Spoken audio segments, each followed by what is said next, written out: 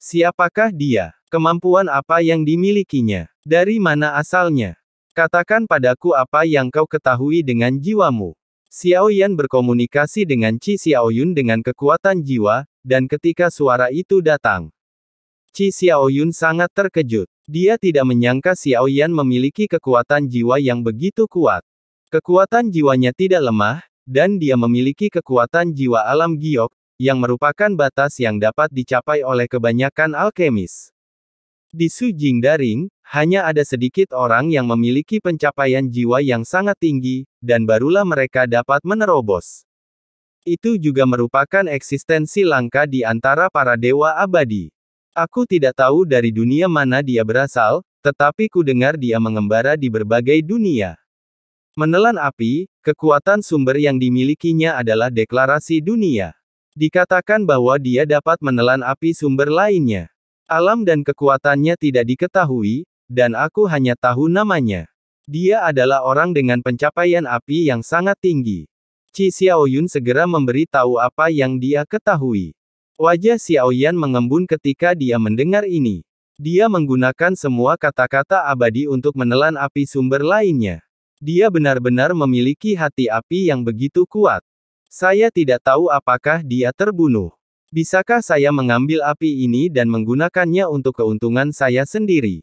Xiao Yan mengepalkan tinjunya. Dia mengerti. Ketika dia membujuk Xiao Yan dengan roh api di lautan api penyucian yang membara, ini adalah jebakannya. Saya hanya tidak tahu mengapa dia melakukan itu. Karena dia bisa melahap api, mengapa dia membutuhkan Xiao Yan untuk melahapnya? Api ungu yang sunyi, apa tujuanmu? Lebih baik mengatakan bahwa kamu ingin bertarung dan kemudian melawan monster-monster tua ini. Xiao Yan tidak terkejut. Wanita roh api itu telah membuat beberapa perhitungan, tetapi Xiao Yan tidak takut akan hal itu. Justru karena dialah dia bisa datang ke sini. Ini bukan pertama atau kedua kalinya Xiao Yan merebut seorang anak dari mulut harimau. Apapun yang terjadi, dia akan menghentikannya dan menutupinya dengan tanah. Benar, tapi aku bingung harus memanggilmu saudara Zun Sang atau saudara Xie Zun. Selir peri api iblis memegang dagunya, tubuhnya yang indah menari-nari, tampak menggoda dan menawan. Karena kita sudah saling kenal, tak perlu membuang kata-kata. Jika tebakanku benar, kau juga memiliki api kepunahan di tubuhmu. Hanya dengan menyatu dengan yang ada di tubuhku, kita bisa memadatkan api kepunahan yang sesungguhnya. Benarkah?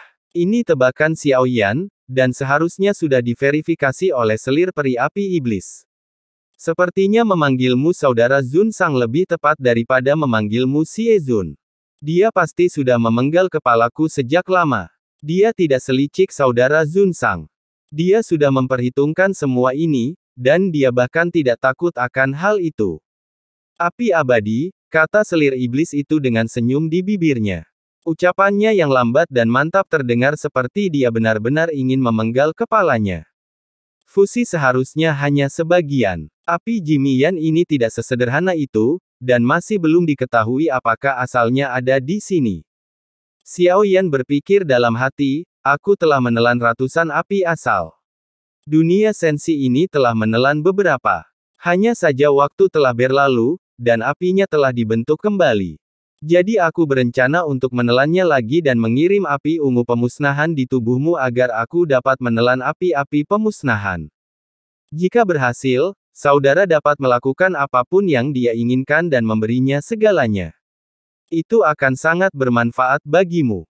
Mampu merasakan jalan 10.000 apiku adalah impian para alkemis yang tak terhitung jumlahnya. Saat dia berbicara, kerah selir iblis yang segar terbuka sedikit, memperlihatkan batu giok putih di dalamnya.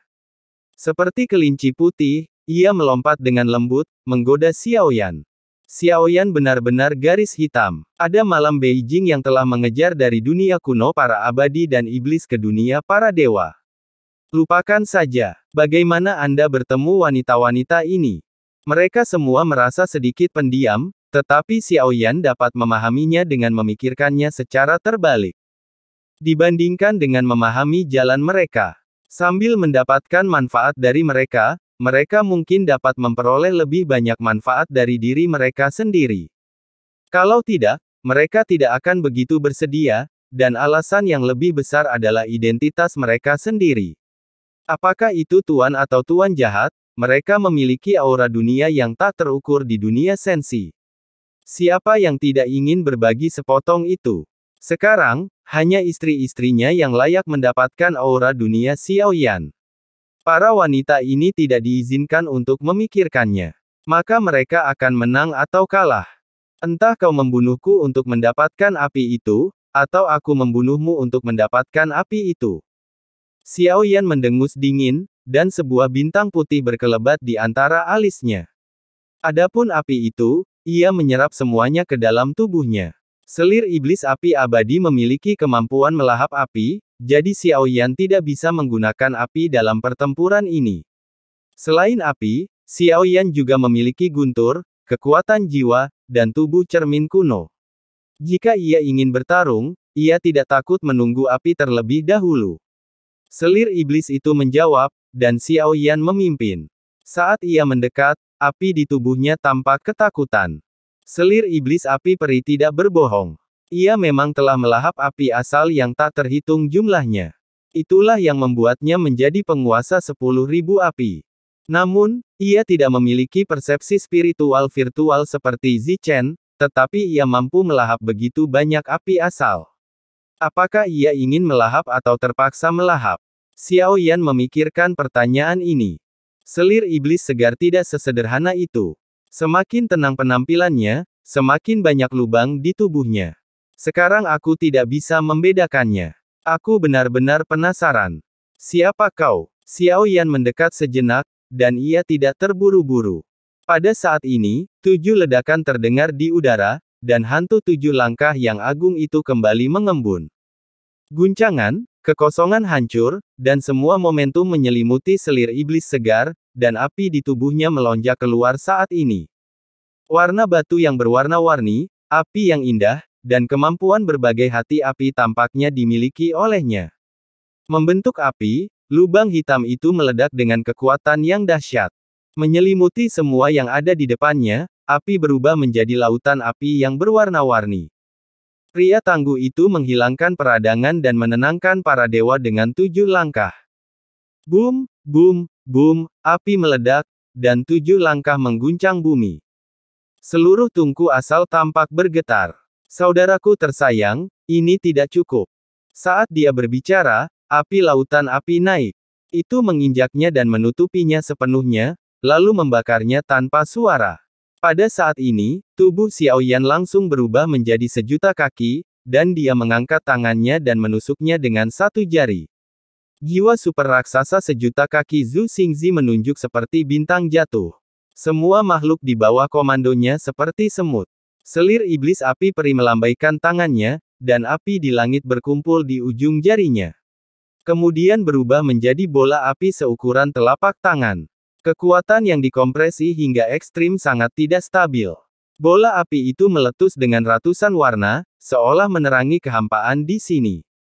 Inilah yang kumakan dengan 100 api asal. Inilah hati 100 kecantikan, biarkan adikku mencicipi pil permen api ini, manis sekali. Peri api, selir iblis itu menjentikkan jarinya.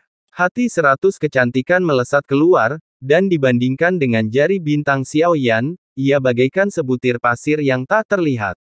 Namun, sebutir pasir inilah yang membuat Qi Xiaoyun dan King Teng, yang menyaksikan pertempuran di sekitar, malu.